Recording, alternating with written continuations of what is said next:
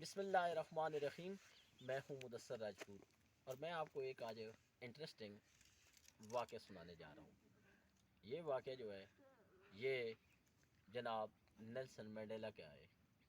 آپ جب 27 سال اور 10 ماہ کے بعد جیل سے رہا ہوئے تو وہ خود لکھتے ہیں کہ میں خوشی سے کبھی آسمان کو دیکھتا، کبھی ادھر بھاگتا، کبھی ادھر بھاگتا، کیونکہ میں نے 6 سال تو قید مشقت گزاری۔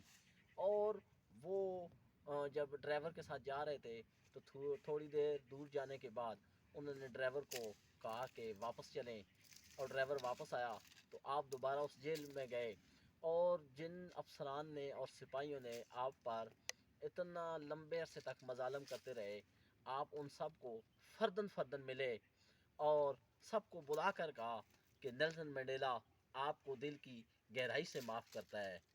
اور جب وہ نکلے تو اور زیادہ خوش ہوئے۔ تو جب ڈرائیور نے ان سے پوچھا کہ آپ نے ایسا کیوں کیا، وہ تو آپ پر ظلم کرتے رہے، تو نیلسن منڈیلا نے کہا کہ اگر میں ان کو دل کی گہرائی سے آج معاف نہیں کرتا تو یہ پوری زندگی میرے دماغ پر ایک بوجھ رہتا۔ ایسے ہوتے ہیں لیڈر، ایسے ہوتے ہیں بڑے رہنما جو اپنے اوپر کیے گئے مظالم کو معاف کرتے ہیں، اپنی قوم کے لیے، اپنی ملکی سلامتی کے لیے، یکجہتی کے لیے۔ اسی لیے منڈیلا کو دنیا کا بہترین لیڈر مانا جاتا ہے۔